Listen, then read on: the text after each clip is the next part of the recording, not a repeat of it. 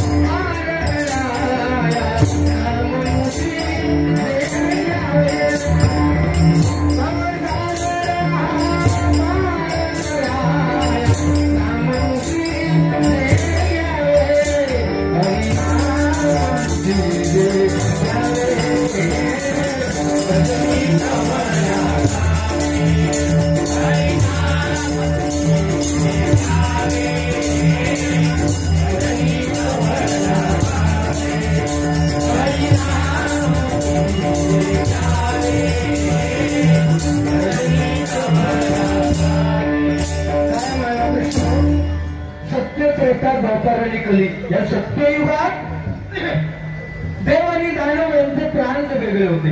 ऐका देव आणि दानव यांचे प्रांत वेगळे होते.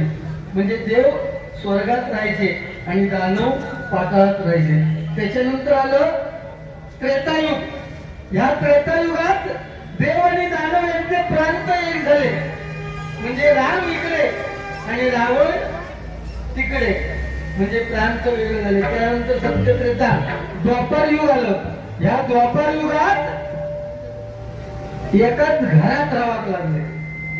म्हणजे जिथे श्रीकृष्ण तिथे कंस, जिथे दुर्योधन तिथे विरोधक 5 पांडव म्हणजे एकाच घरात राहले. आणि ह्या कलियुगात एकाच देहात तो देह म्हणजे हो राक्षस. खरं सांगतोय तुझं तोंड बघून सकाळी उठत राक्षस म्हणजे काय बघत रागात का बघत रे सवा या पैशांसाठी इतकं लाचार होशील मला वाटलं ही मैत्री असं टिकत नाही. लक्षात घे मला पण मिळाले पैशाचा विषय नाही पण आपण किती वेळ घ्यावा बुवा.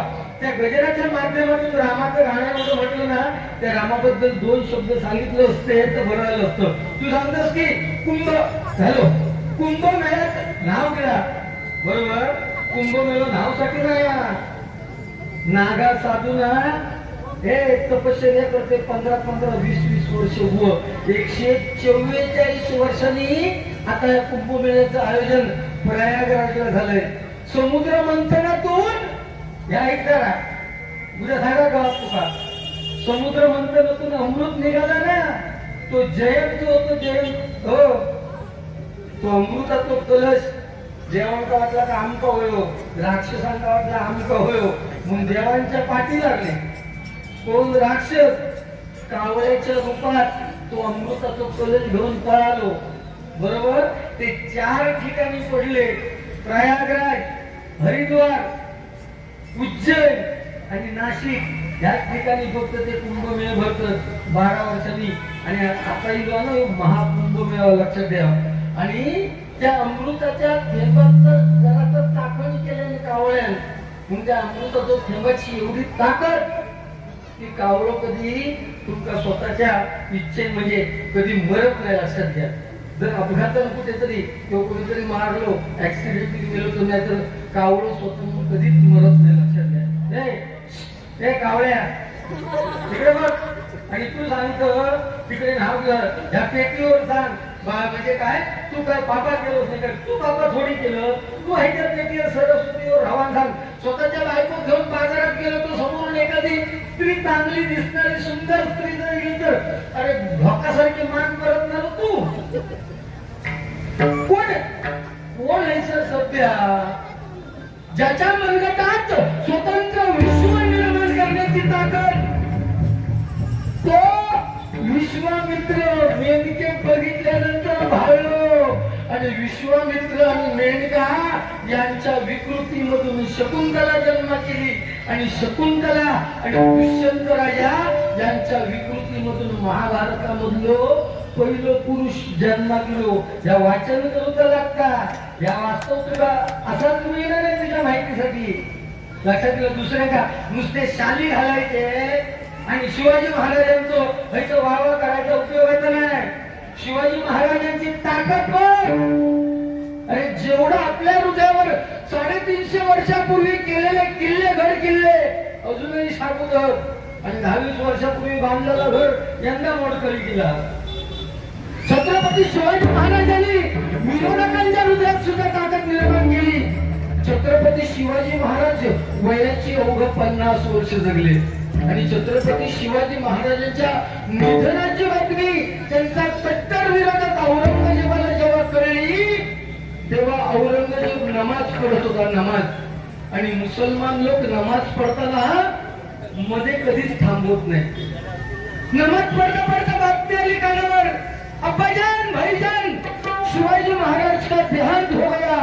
विरोधक असूनही सुद्धा औरंगजेबाने नमाज थांबवली. तिथे उभा राहिला आणि परमेश्वराच्या खुदाच्या दिशेने हात करून म्हणतोय हे खुदा तेरे जन्नत के दरवाजे खुले रखते. हिंदुस्तान के माँ बेटों की इज्जत रखने वाला एक योद्धा शिवाजी महाराज तेरे पास आ रहा है. छत्रपती शिवाजी महाराजांची ताकद लक्षात ठेवा. आणि हे छत्रपती शिवाजी महाराजांनी मिळवलं आणि त्यांचे मावळे आम्ही आहे. आणि आपण एकमेकांची फक्त इज्जत काढूच्या विषयात पडलो. लक्षात घ्या. मित्र म्हणत सुद्धा लाज वाटतात अशी एकमेकांची इज्जत काढतं आणि सव्वा तास भजन करतात. काय कोणाचे कोणाचे भाव म्हणता होय भाव भाव भांडणं ही पूर्वपार चालत गेली. 5 पांडव आणि दुर्योधन काय लांबचे नाव होते ना. स्वतःचे सत्य भाव सत्य चुलत भाव तरी 5 पांडवांच्या बायकोची म्हणजे द्रौपदीची इज्जत जेव्हा ओढली ना तेव्हा सगळे मानाखाली घालून बसलेले होते. का जुगारात हरलेले. जुगारात तो तेव्हापासून चलत गेलो तो आतापर्यंत चालू आहे. लक्षात ठेवा. त्यामुळे ह्याच्यातून आपण मानव आहोत. आपण ह्याच्यातून सुद्धा सुटणार नाही. बक्षीस झाली ती वाचतोय आणि गाणी म्हणतात हो हे सगळेच बुवा घेतात. ही गाणी नवीन नवीन गाणी आली ती सगळेच बुवा घेतात. अरे कालपर्यंत तू झक मारित होतस. भजनाचं ऑर्केस्ट्रा कोणी केलं तू केलं. काल आजपर्यंत सगळी गाडी घेणार आजच्या बारी एक सांगता ही गाडी तर सगळीच घेतात त्यापैकी मी एक घेतो कशाला झक मारून घेतलं म्हणजे मी किती छानो तर तुमचा दाखवून देता आणि बाकीचे बोल का सगळी गाडी घेतात नवीन नवीन तू किती नाही जुनी दोन घेतलं तू जुनी गाडी दोन तिथे घेतली नाही असं मी तुला विचारतो काय बोलत तू बोला बघ फक्त भजन सर्व उडवते नाही तुका भजन तुझी करेल तुतारी लक्षात ठेव तुतारी जाग्या ठेवेल आणि जन्म चिडू नकोस चिडू नकोस ना तुझ्यासाठी एक गाणं बघ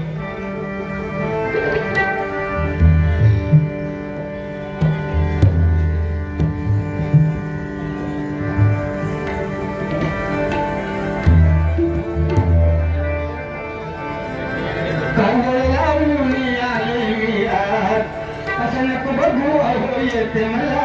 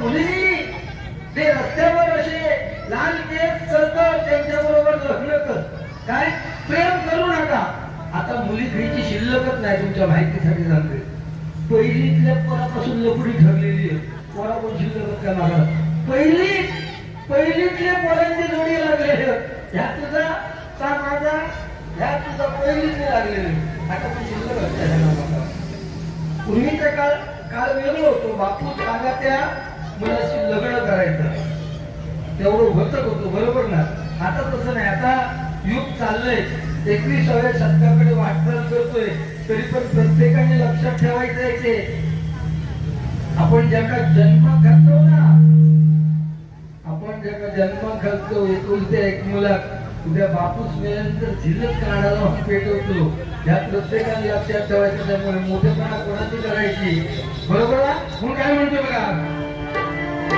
बघा मसीहा सामने तेरे फिर भी न तू बच पाएगा तेरा अपना हो नहीं आखिर तुझको आग लगाएगा आसमान में उड़ने वाले मिट्टी में मिल जाएगा कसम वादे प्यार वफा सब बातें का क्या कोई किसी का नहीं झूठे नाते का क्या कसम वादे प्यार वफा सब बातें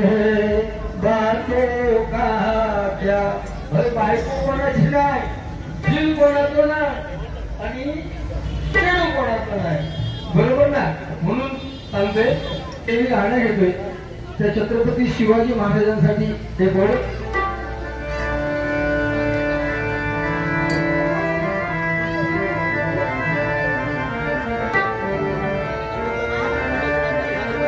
माझ्या जिजाऊची पुण्याई कशी आली व फळाला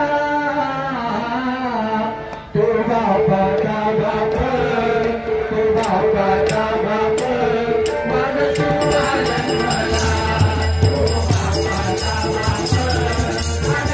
बाप माझ शिवाला तो बापाचा बाप माझ्या जिजाऊची पुण्याई कशी आली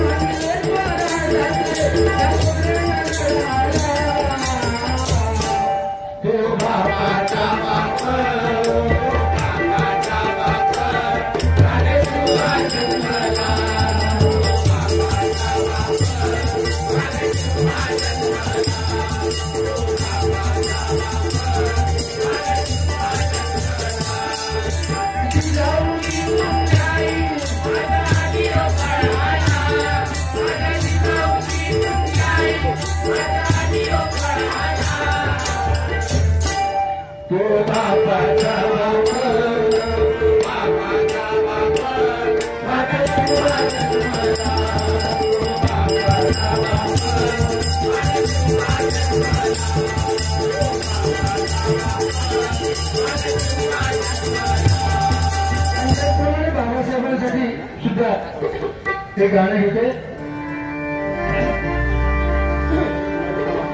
न भाला न बडची ना घाव पाहिजे, न भाला न बडची ना घाव पाहिजे, पण तुझा रक्त मधला भीमराव पाहिजे.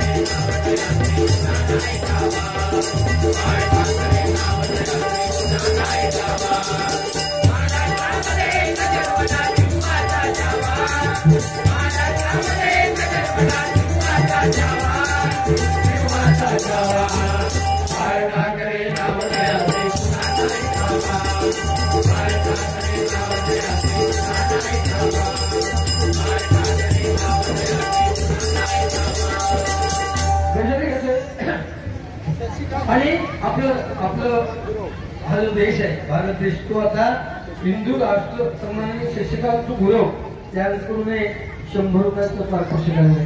आपण हिंदू लोक आहोत आणि हिंदू लोकांची परंपरा जपणं हे आपलं काम आहे लक्षात घ्या. आणि त्यामुळे आपल्या मुलांवर रामायण महाभारत भागवत रामायण आपल्याला काय शिकवतं, कसं जगावं हे रामायण शिकवतं. महाभारत काय शिकवतं, कसं जगू नये, बरोबर ना, हे महाभारत शिकवतं. प्रत्येकाचा दृष्टिकोन इथे वेगळा आहे. एका भावाला दुसऱ्या भावाला वाटा द्यायचा होता म्हणून रामायण घडलं आणि एका भावाला दुसऱ्या भावाला वाटा द्यायचा नव्हता म्हणून महाभारत घडलं. मूठभर सोनं असलेल्या हरणाचा मोह सीते मातेला झाला म्हणून रामायण घडलं. दुसरा कोणती सांगेल. आणि आंधळ्याच्या पोराला आंधळा म्हणून चिडवलं म्हणून महाभारत घडलं. प्रत्येकाचा दृष्टिकोन वेगळा आहे. इथे आपली परंपरा जपणं फार गरजेचं आहे. जुने रीतिरिवाज रूढी परंपरा ही काळाची आजची गरज आहे लक्षात ठेवा. त्यामुळे आपले जे काही वर्षभरात सण येत आहेत 1 जानेवारी आपल्या नवीन वर्षाची सुरुवात नाही. आपल्या नवीन वर्षाची सुरुवात ही चैत्र महिन्याच्या, बरोबर ना. गुढीपाडवा ही आपली सुरुवात आहे आणि संपूर्ण वर्षभरात जे सण आपण काही सण घेतले जे मोठ्या प्रमाणात साजरे केले जातात वर्षभरात त्या सणांसाठी मी हा आजचा गजर म्हणतोय. तेव्हा अयोध्येतील सगळी मंडळी गेली त्या अयोध्येच्या सीमेवर आणि सांगते प्रभू रामा तुम्ही जाऊ नका. पण मग मला प्रभू राम म्हणाले हे माझ्या नशिबातच होत आहे, मला गेलंच पाहिजे. काय झालं, मला गेलंच पाहिजे. तेव्हा प्रभू रामाने सांगितलं अयोध्येतील स्त्री पुरुष माघारी जा, माझी आज्ञा समजा तुमचा संसार सुखाने करा, मी 14 वर्षांनी परत येतोय. प्रभू राम जेव्हा वनवास संपून परत आले तेव्हा अयोध्येच्या सीमेवरती त्यांना नामस्मरणाचा घोष ऐकायला आला. प्रभू राम तिथे गेले आणि त्यांना म्हणते मी आज्ञा केलेली होती की तुम्ही जा आणि तुमचा संसार सुखाने करा, माझ्या आज्ञा मोडून तुम्ही इथे का थांबलात. तेव्हा एक जण उभा राहिला आणि त्याने सांगितलं प्रभू रामा तुम्ही काय सांगितलेलं, काय सांगितलेलं, अयोध्येतील स्त्री आणि पुरुष माघारी जा. आम्ही ना धड स्त्रियांमध्ये मोडत, आम्ही ना धड पुरुषांमध्ये मोडत, मग तुमची आज्ञा मोडून जायचं कसं म्हणून आम्ही इथे नामस्मरण करत बसलो. तेव्हा प्रभू रामाने सांगितलं 14 वर्ष माझी आज्ञा मानून अहोरात्र तुम्ही उन्हा पावसात माझं नामस्मरण करत बसलात म्हणून मी तुम्हाला असा आशीर्वाद देतोय येणाऱ्या पुढच्या कलियुगात तुमच्या मुखावाटे निघालेला प्रत्येक शब्द हा सत्यच होईल. म्हणून आपण त्यांना 10 रुपये देतो मायबा प्रेक्षको आणि त्यांचा आशीर्वाद घेतो लक्षात घ्या. हे त्याच्या मागचं खरं कारण आहे आणि हे भजनाच्या धन्यवाद हे भजनाच्या माध्यमातून आपल्या लोकांपर्यंत पोहोचलं पाहिजे लक्षात ठेवा.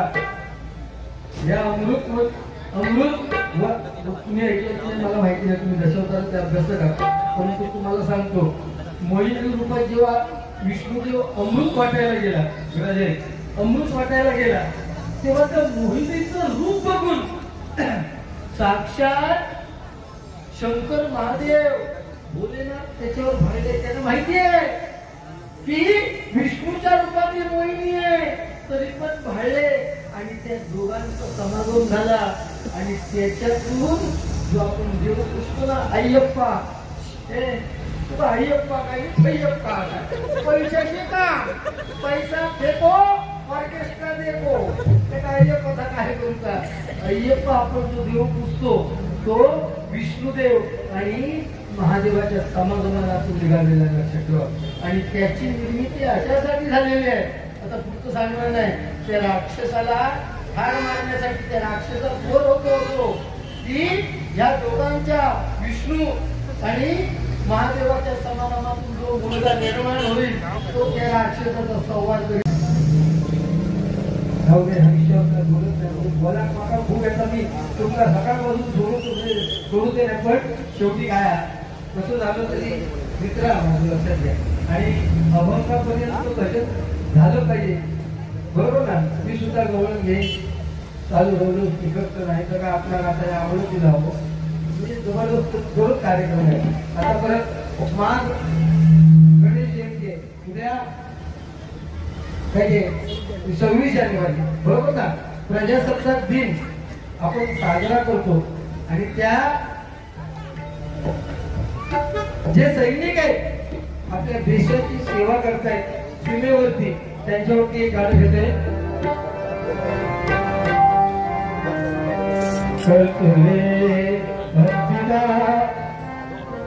जनतन साथियों अब तुम्हारे हवाले वतन साथियों.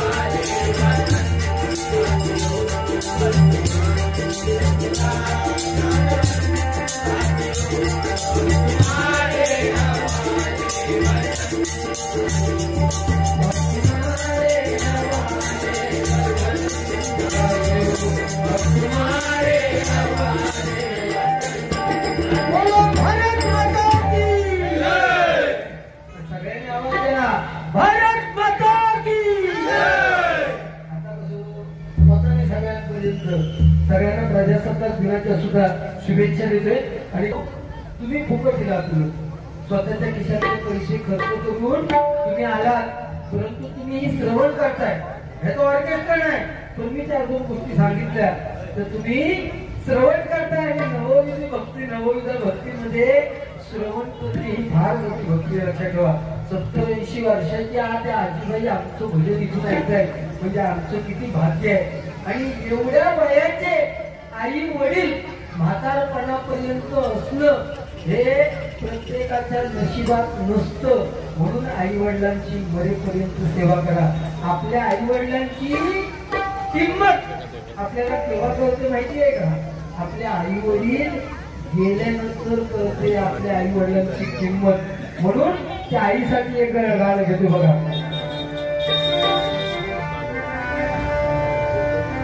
त्रिशरणाच्या टप्प्यावरती धन्य तू गमादे, पण खरे आईची माया ज्याला आई नाही त्यालाच कळते.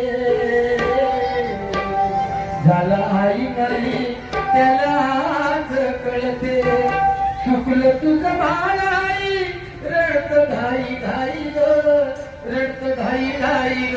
लेना माझे आई ग, लेना माझे आई ग, लेना माझे आई ग, लेना माझे आई ग, लेना माझे आई ग, लेना माझे आई ग. किती कधी झाले आहे सांगू तुला, आवडी गेली तुला वाटणारा तुला.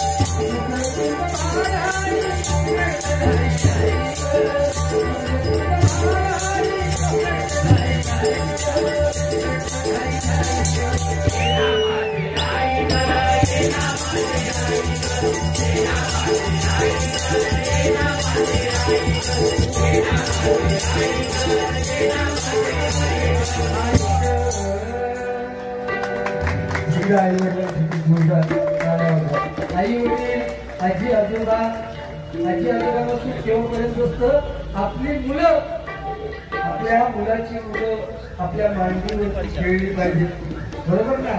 आम्ही लहान असताना सुद्धा आई कामाला गेली तर आजी भरपाईची दुपारच्या वेळेस घास एवढं हट्टी होतो, देवा शपथ ह्यो दुपारची परिस्थिती बघायची, एवढं हट्टी होतो.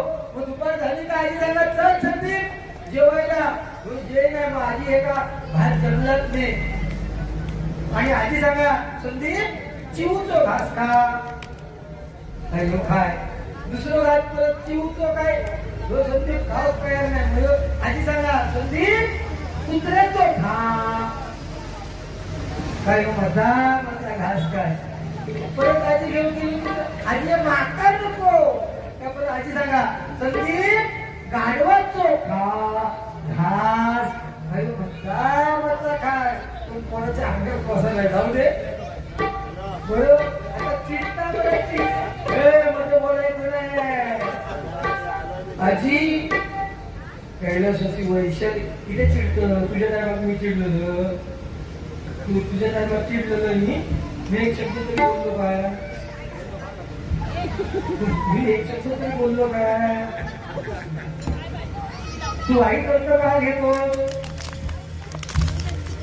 तुझे विचार करण्याची क्षमता तेवढी आहे म्हणून वाईट अर्थ घेतो. लक्षात घे. काल उद्या मोठा कार्यक्रम नाही माणूस परवा गोरेगावला 26 तारखेला प्रजासत्ताक आणि कोण बरोबर पारकर वयाच्या 9व्या वर्षापासून 45 वर्ष त्यांनी भजन केलं, ते भजन रत्न प्रकाश पारकर माझ्या बरोबर वाढवणार काही एवढ्या संगीतात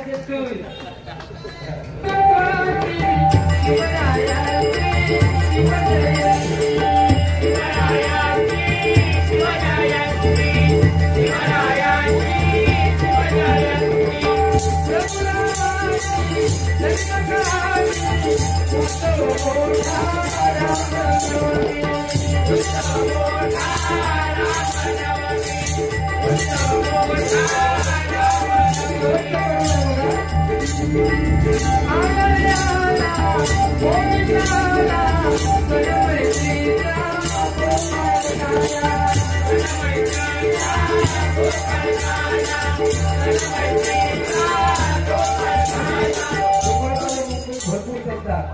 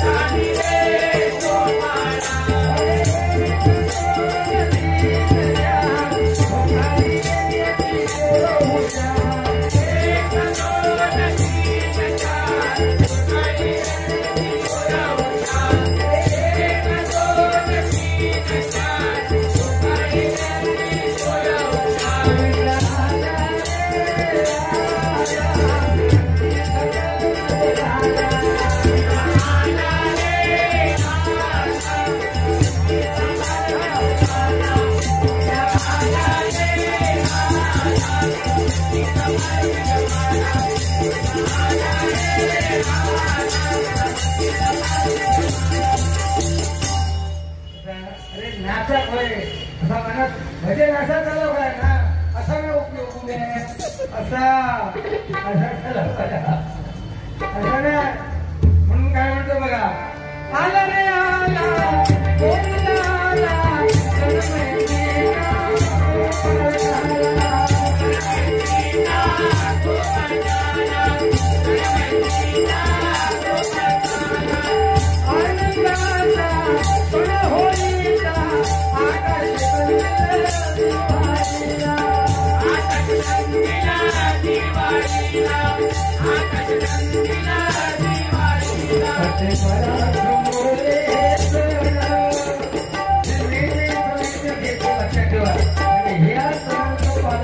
आपण केलं पाहिजे म्हणून